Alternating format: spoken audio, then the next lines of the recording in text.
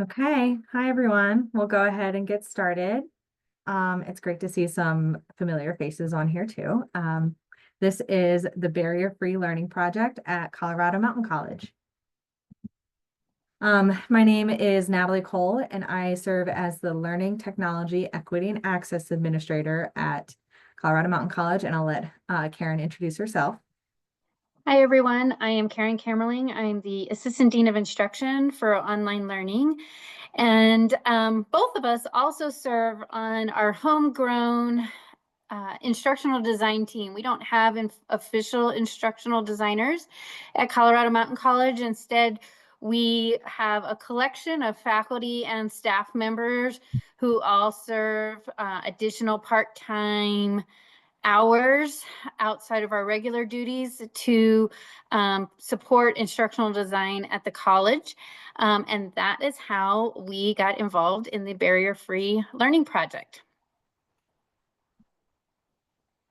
So I'll walk through our agenda for today. So we're going to start by discussing the problem that we saw as instructional designers and as our role at CMC, and how that led us to the Barrier-Free Learning Project. And we're going to give you some examples of our project pages. Then we'll go through and discuss the impact of our project as we see it through the faculty that we work with, as well as some of the challenges with monitoring that impact. And then we'll transition to next steps, where we encourage members of our audience to share with us what they think our next steps should be as well. So we'll have a little bit of interactivity at the end. So throughout our presentation, we just wanted to share a few neurodiversity facts that we think are kind of interesting. Both Natalie and I are very passionate about the neurodiverse community in higher ed and how we can better support those individuals. So our first fact is that according to this source, students undertaking UDL courses, Universal Design for Learning courses, report higher satisfaction and greater engagement. So let's start with the problem. And I think this is a problem that is not unique to our institution. And hopefully you find some relevancy in this statement, where as instructional designers, we spend a lot of energy to create content and instruction for and professional learning for our faculty, but we often don't see the impact of that work. So here, I have a statement up here. We spend lots of energy with little impact. I have a few slides here on the impact of disability, because I think this is relevant to the barrier-free part of the Barrier-Free Learning Project. So some of this shouldn't be new for people, but we know in the United States that it's 28.8% of people identify as having some sort of accessibility need or identify as having a disability.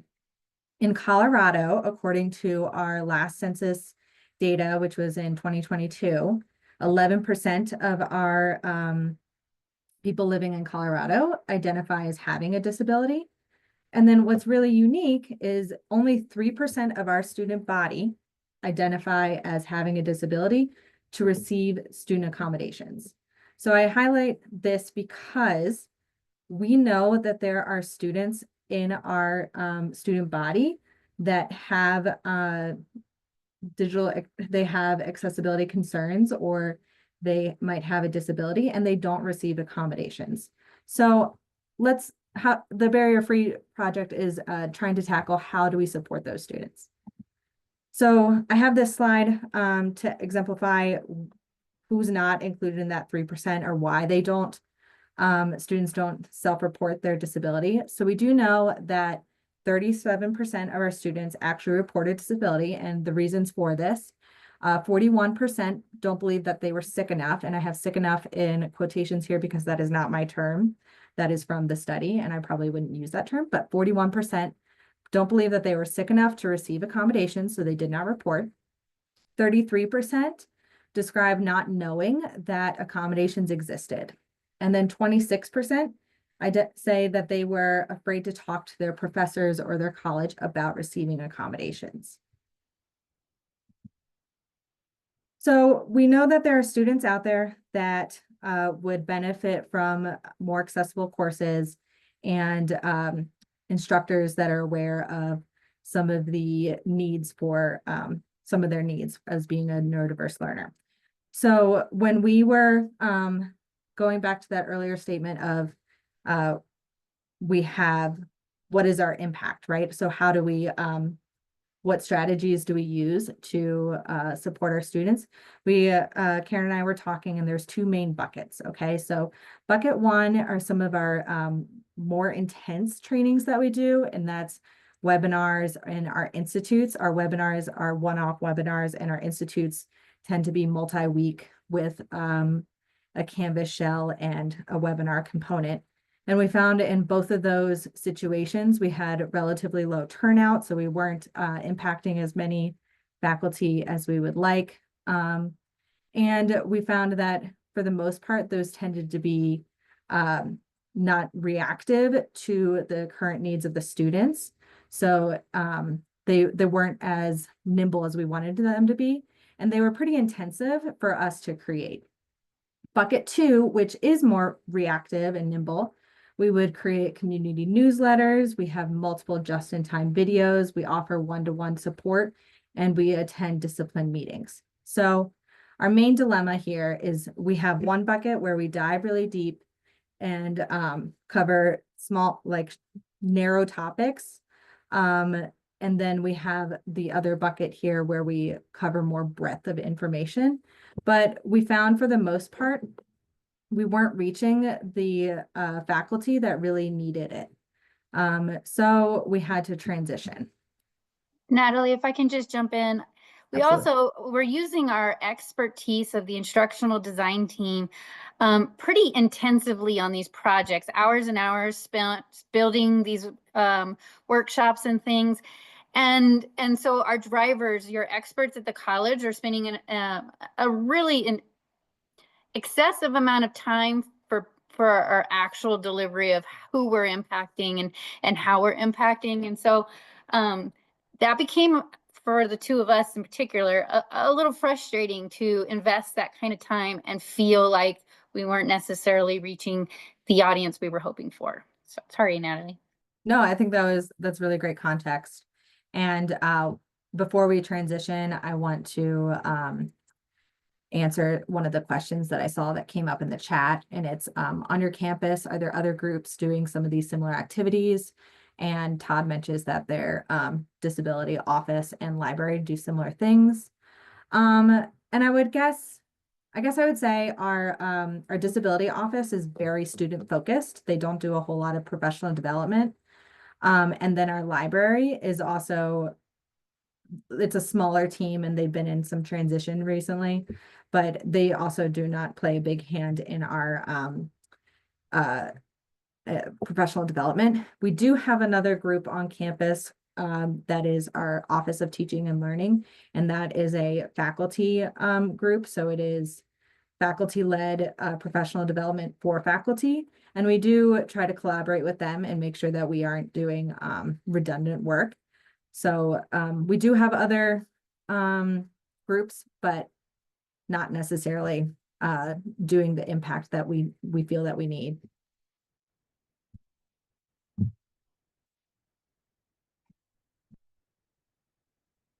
Okay, so here is fun fact. I think this one was me.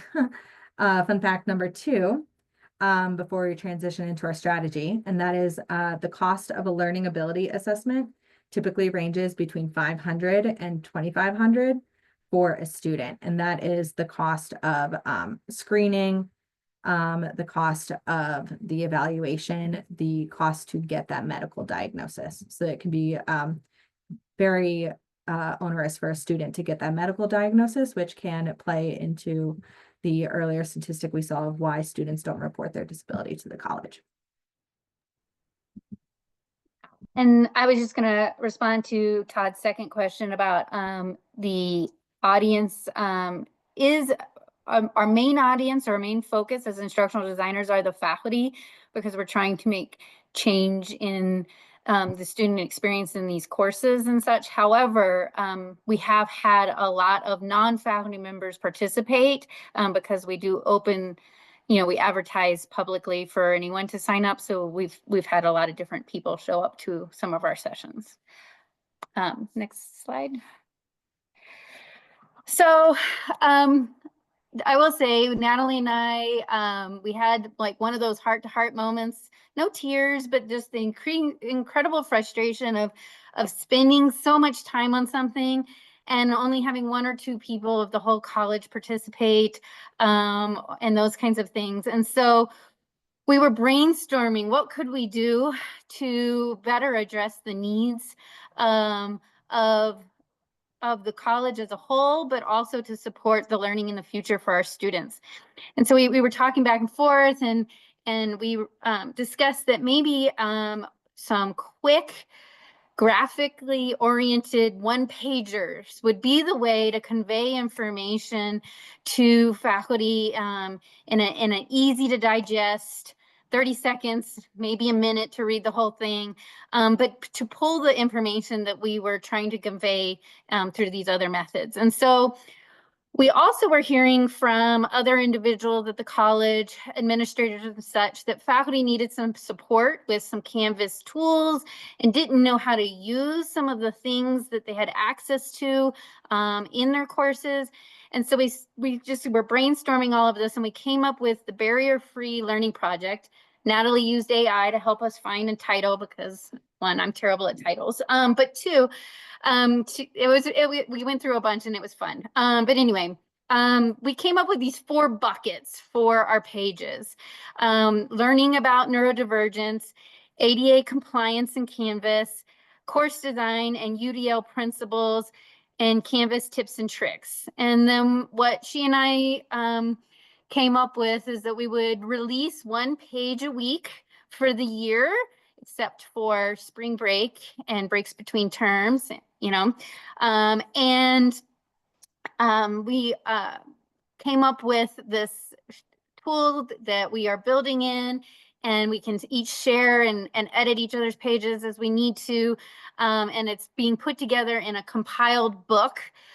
So there's some really reusable pieces about this, but also if a faculty member comes in later on and because they love a page that they choose to click on, they can actually see the whole book and see everything we put together. And we're going to organize it and such as we go into these 4 buckets. And so that is kind of how we came to this idea, but also we were charged, both Natalie and I were charged with a real emphasis on ADA compliance in 2025. And this helps drive some of that in some new light. I will stop there and see if Natalie has anything she wanted to add about our strategy. No, I think that covers it.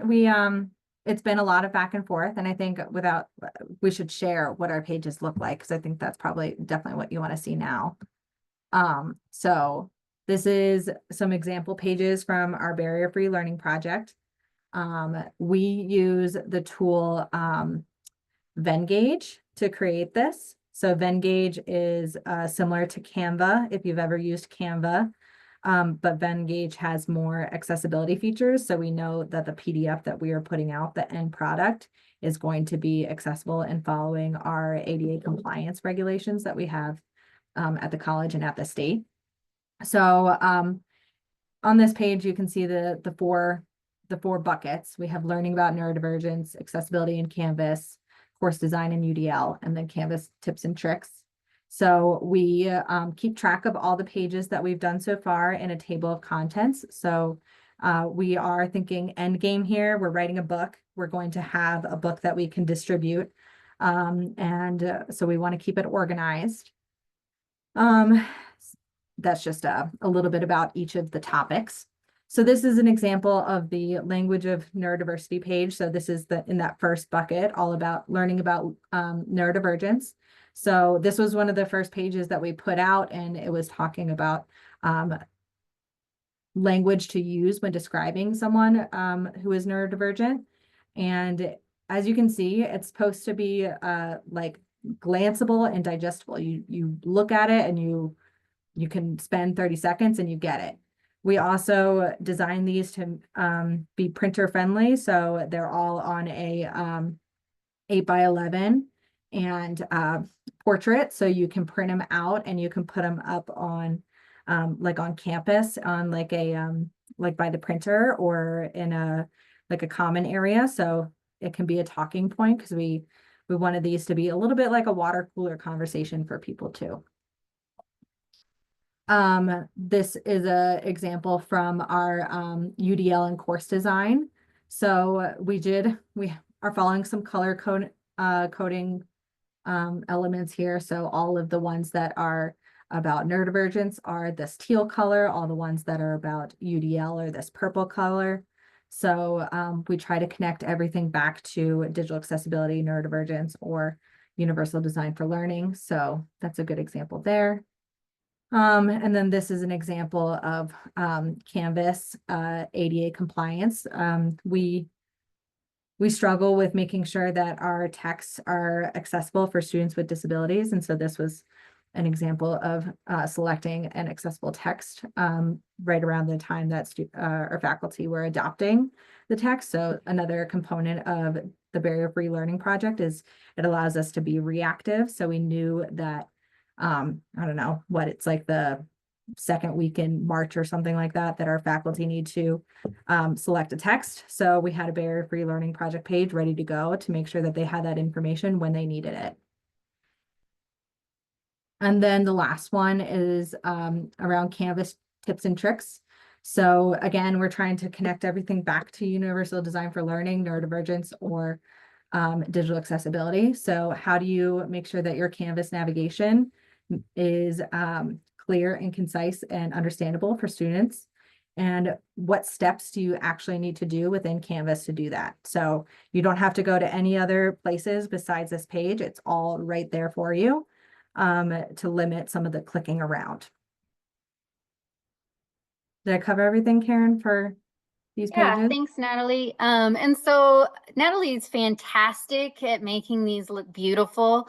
And I kind of suck at it, to be truly honest. And so I do a lot of gathering some of the content from various sources that we already have at the college, things we've already created, and I start putting it together, and then she comes in and makes the pages pretty and easy to use. We're ready to go to the Yeah. next one.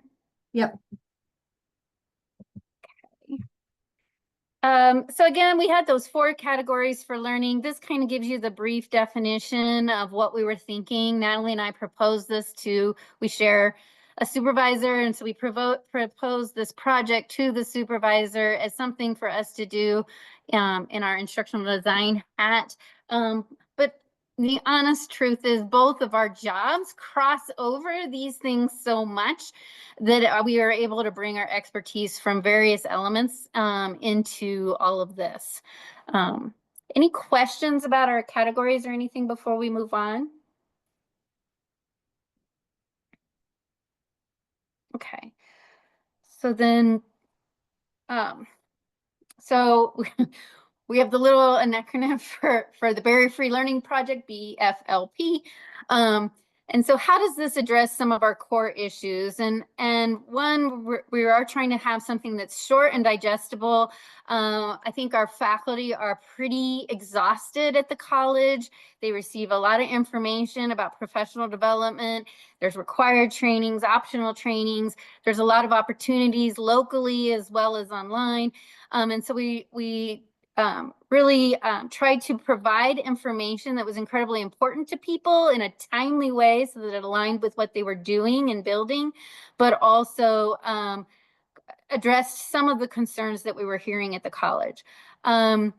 It does allow for us to pull it into other trainings. So we just concluded a Neurodiversity Institute that was larger, 3 weeks long. And so we could pull in some of the pages into that institute and advertise it there. But also, like Natalie said, potentially print it out and stick it by the printer or the faculty lounge or something if there was something that was particularly important to folks in that moment. And it allows us to both be reactive to current issues that we're seeing, but also proactive for things coming up, and very just in time as they might be needing it. And then finally, we have it in a couple different places advertised, and we came up with the idea of doing this weekly, which in all honesty is kind of intense for us because that means we're always writing, but that it allows us to be really consistent, and faculty know on Basecamp, on the homepage, that's our platform, our one-stop shop platform. It's going to be right there. They can see the new one each week. Also, when they log into Canvas, they can see it there each week when they log in. So the same exact document shows up in two places that faculty frequent, but also staff frequent our Basecamp page a lot. Anything I missed there, Natalie? No, I think that's great. Okay.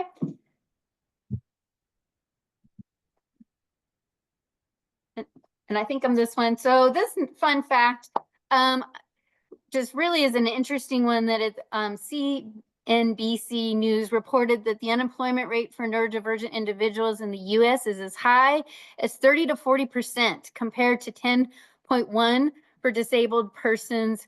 And then our national average for unemployment at the time that this article came out was 3.7. But at the same time, because our neurodivergent facts have been a little grumpy, but at the same time, 50% people with disabilities are 50% more likely to be self-employed and potential entrepreneurs. And so I think that's really interesting, that the creativity that the individuals who are neurodiverse bring to our population is a real asset to our courses. All right, let's transition into our impact. So we measured this in two different ways. We have qualitative and quantitative. We have more information on qualitative at this point. So CMC is embarking on a larger digital accessibility push at the college. And so we use Anthology Ally to help us track our accessibility. And so we're really proud of our score. We've been working really, really hard on it the last year. And so our current score, it's actually gone up from this. It is 88.93 according to this week. And we have the goal of the college is to reach 90%. So we're working towards it. And so a barrier-free learning project fits neatly into this accessibility push.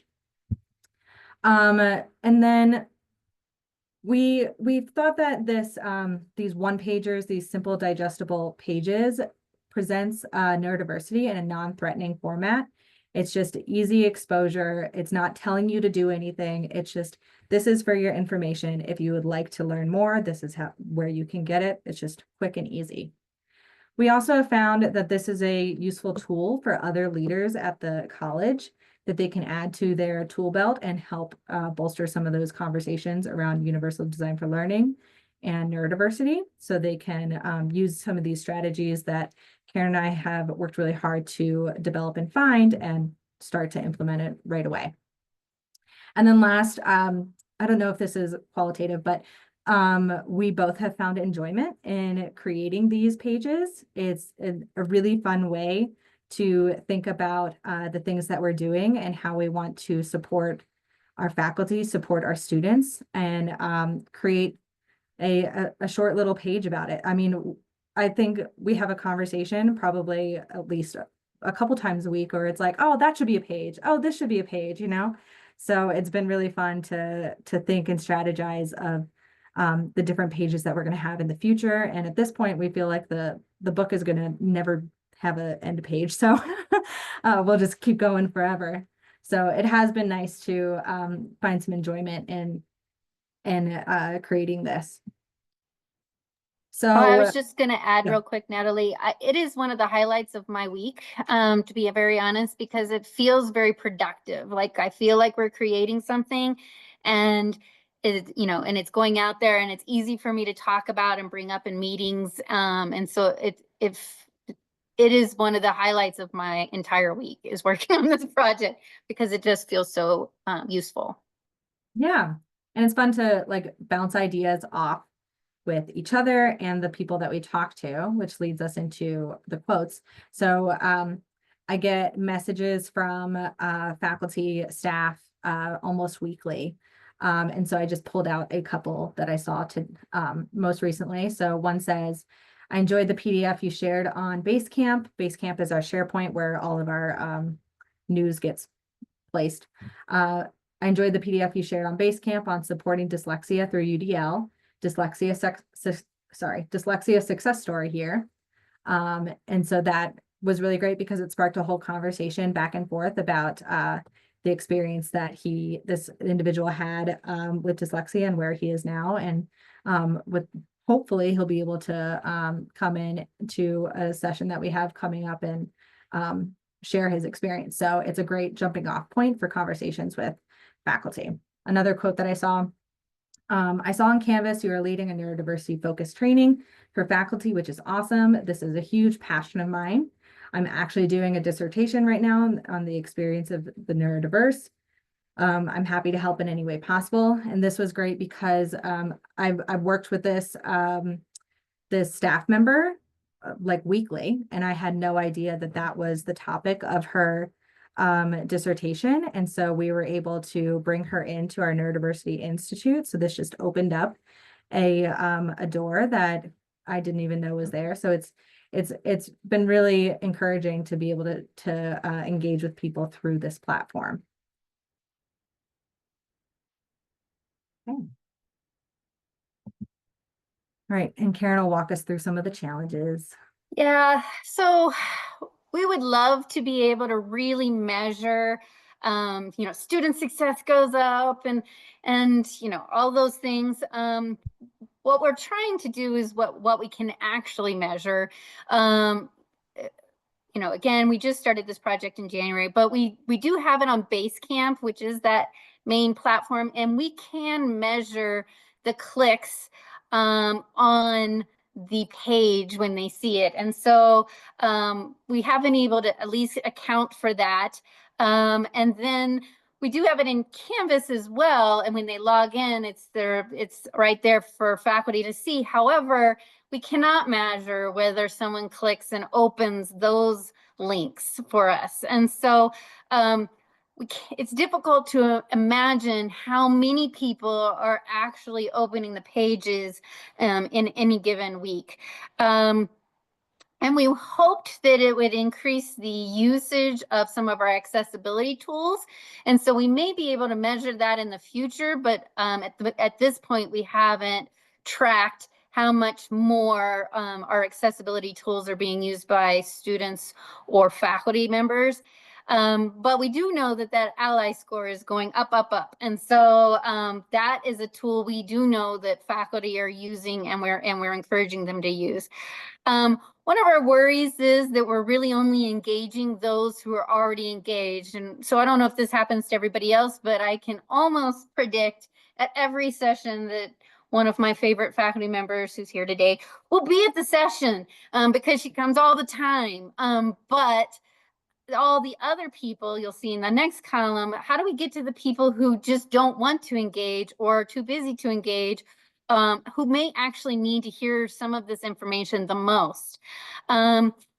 Other ways that we do advertise is we do include this in our instructional design newsletter that we put out once a month. We put out what kind of pages we've had.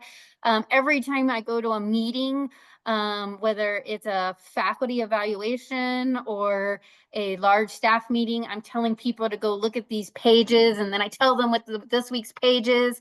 And then I use it intensively for people when the situation arises. Someone's had problems with navigation in Canvas, for example. I can send them the one pager real easily to suggest that they use it. It is all really difficult to measure how many of our administrators are effectively pushing this out to faculty as needed because there's no way to track that at the moment.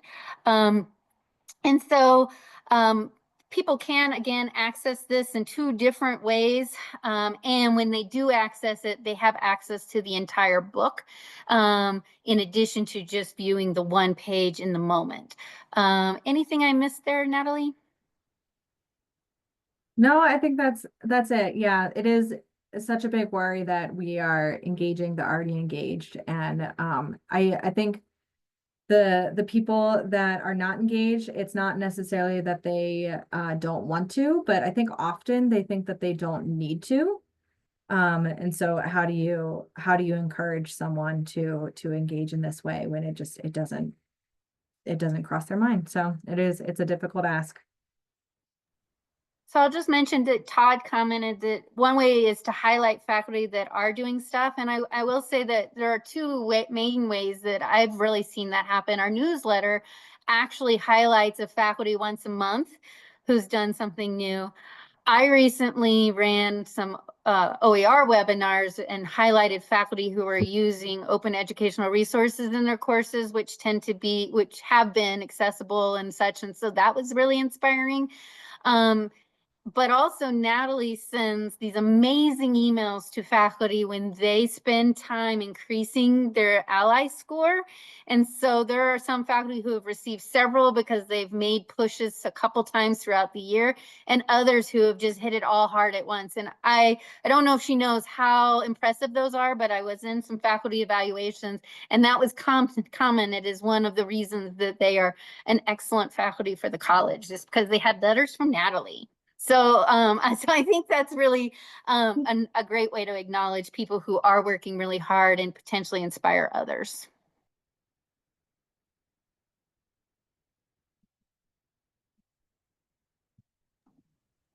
Okay, so the next neurodiversity fact, and this one kind of breaks my heart.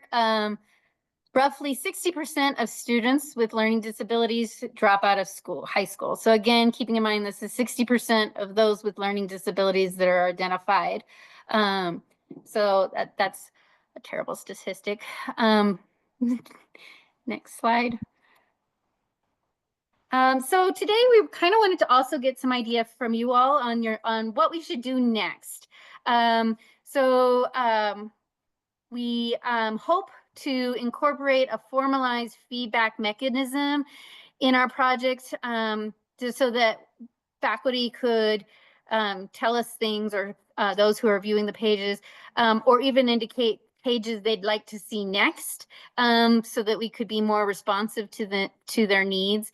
We do currently have an email, both Natalie's email and my email are at the bottom of each one of our ads to encourage people to reach out to us with questions. And Natalie is getting comments. I have not ever gotten one. So, it could be a more formalized way to improve that process and see our impact. And then the other thing that Natalie and I have discussed is, could we create like an OER and share it out with everyone in the world, but particularly in Colorado? We would obviously need to do some cleanup to remove CMC language, but we are thinking about potentially applying for a CDHE grant through their OER council and initiatives to see if we could create some sort of book like this that then no one else would have to recreate it in another college. They could just pull the pages and not have to start over. So I'm gonna put our poll topic, and you're welcome to come off mute, but also you can put it in the chat as a waterfall. Like, what topic would you support the instructors that you work with? What do you think we should be sharing out as pages?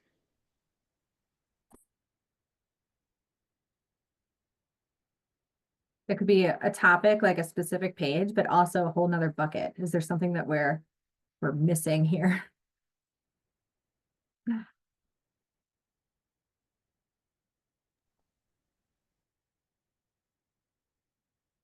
Oh, I like this. I would add them all to a site so it is easy to navigate. Like a site on like we keep saying base camp, and I know that base camp is not relevant language for everybody, but we use SharePoint, and SharePoint is just like the central place where we have like departments have different sites and things like that. So I think that would be a really great strategy to have barrier free have its own site associated with it.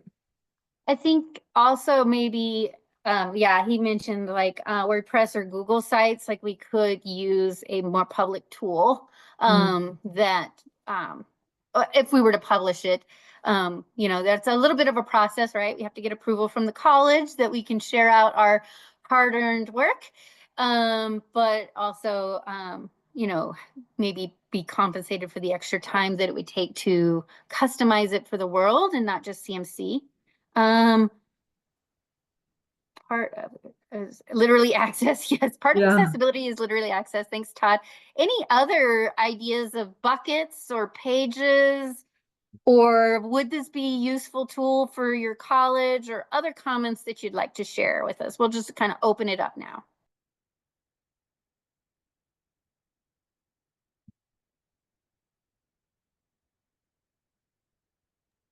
Well, I think you bring up some great questions here, not just about accessibility in UDL, which are ongoing struggles, but just you're questioning how to deliver it. And I think that we live in a time where we are saturated with all this stuff. I mean, you're not going to create anything new really anymore, right? Like every song has been mostly sung. What isn't true is that you haven't sung that song to me in a way that I hear it in a way that'll change my behavior, right? So, how do we do these trainings for people or reach them in a way that actually changes their behavior? And the information's there, you know, I mean, yes, it can look different and that's all good, but it's that part of delivering it to people that is so challenging today when, I mean, you probably see it, or you may be this person. If you are, I'm sorry, but you got like, you know, 13,000 emails in your inbox. That's not what email is for. Like, you know, and there's just too many people, too many things, too many websites, and not enough things being made for the person receiving it, like in an artful way almost, you know, and so I think you're raising some really good questions, and I personally would love to see this work placed in a space that like literally I could go see it right now, because I think that that's part of this, you know, the siloing challenge we all face, right? This is like a piece of that puzzle, you know. But good work. Thank you, Todd. Any other comments? This is Joanne. I think that giving this information to newly hired people, as we hire new people, it's required. There's people that are working at the college right now that are using books that were printed in 2013. So according to your paperwork, they're not accessible. The students have no accessibility. So maybe when they got hired, they never realized it. I didn't know what the dates were, but I always keep up to date books just because I want the information to be most up to date for students. But obviously, everyone doesn't have that same end game. But I think that giving them those, especially those handouts, but the whole book probably they could read it over and have that information. I mean, I don't know, maybe there are required trainings at our college. This to me should be a required training. I don't know. I don't know how many we have. So when someone gets hired, you know, they can't take 25 trainings. So, but if there are only just a few of them, to me, this should be number one. We have students that are, you know, learning disabled. We're teachers. So we should know how to address or help those students to be helpful to the kids. I don't know. Thanks, That's Joanne. Yeah, I at least you certainly have those. agree. Our faculty and adjunct onboarding has really evolved in the last year and a half, 2 years, and Natalie's been part of that, but there's been a lot of effort. I think the real challenge when a new adjunct or full-time faculty member comes on board is it's like drinking out of a fire hose. There's all these procedures and places to go and websites they have to look at, and they have to a lot of times build their course from scratch. And so there's a whole lot of work for an individual to tackle. Sometimes an adjunct faculty, for example, with the hiring process being slower than I would like, sometimes they only have a week or two to get it all set up and ready to go. And so I think it's a real challenge. And so I think that's one of the advantages too of these pages for new folks, but also really established folks who have never had to think about the pedagogy behind their choices. This brings it to their attention in a little bites, a little bit at a time. I think the hardest part is going back and retrofitting courses.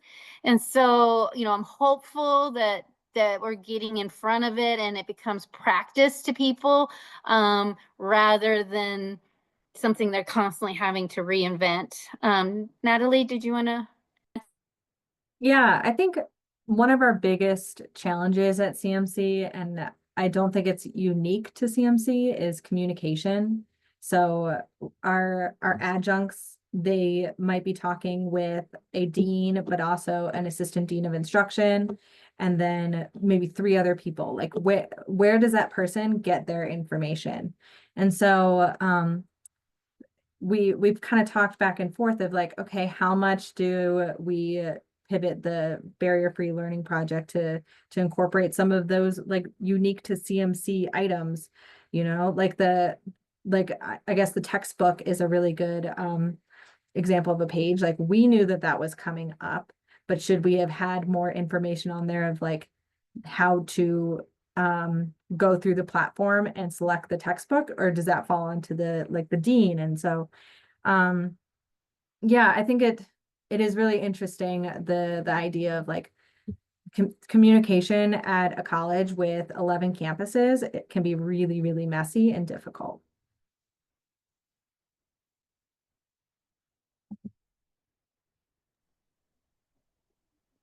So, any other comments, ideas? Todd has a great point that we have to get deans and leadership involved in seeing and supporting this stuff. And certainly we've been involved in that. But encouraging folks to remember that there are resources like this out there can be a challenge, to say it in the moment when it needs to be said. Other ideas? Natalie, I don't know if you want to put up our next slide with our Yep. email addresses in case you would like to reach out to us if you have ideas. Is this something, I mean, this is great that you shared it with us. Is this something that you feel like you're able to put on the internet? And I think that's a big question for us, and it's something that we definitely want to. We just have to do the work to pull out some of the CMC specific items to make sure that it's like sanitized and ready for, the whole wide web. Yeah, I definitely would love to see this be accessible. I mean, like that's one of my, like a dream, right? And again, the information isn't new. And a lot of it comes from the expertise. I've been in higher ed and in education for, I don't know, 30 years or something. So a lot of it just kind of comes out of my head and those kinds of things.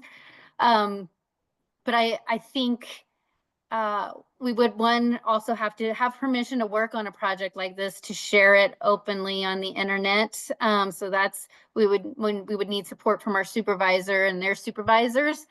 But otherwise, I think Natalie and I probably would be very open and ready to do this. Mhm. I mean, I think that the barrier of a username and password is sometimes way more than people are willing to do today because they got other things to do. It's unfortunate, but trying to find the right place to put the stuff is just such a great question. I'm doing a session right after this one that is literally about what professional development is working for you.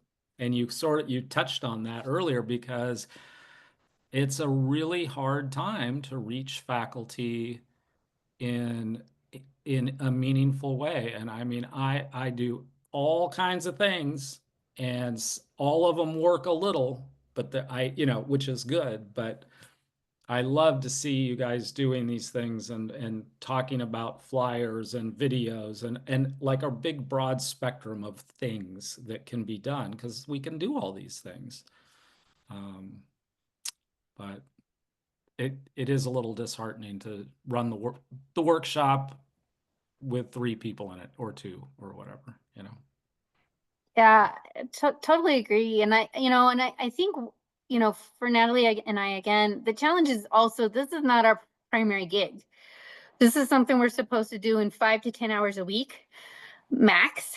And so supporting faculty one-on-one with their just-in-time needs for a particular course, also participating in course development, also running the institutes, and also creating these, it really becomes a challenge to fit it into our allotted time, and still have it be of value to people, and advertise it in enough time that people want to come, and all kinds of things. We created videos about a year ago. I think I created like 4 of them. And I don't know that anybody watched them except for the faculty that I sent it to and said, you need to watch this because I'm your boss. You know, I put a link somewhere in there to like all these short minute-long videos, and one of you had mentioned, short videos.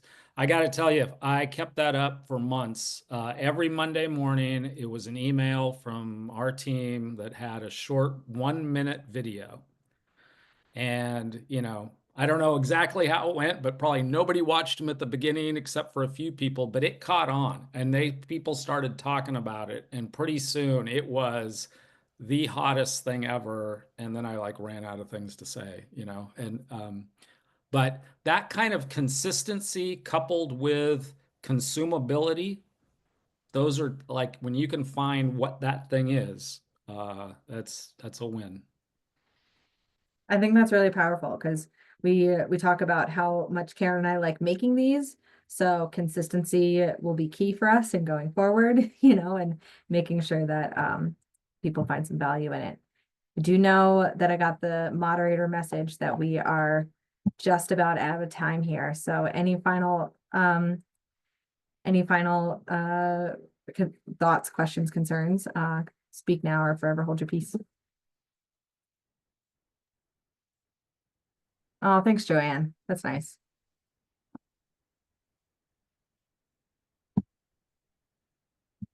Okay, well, feel free to send us an email. Karen, the only reason that people email me is because my email is a lot shorter.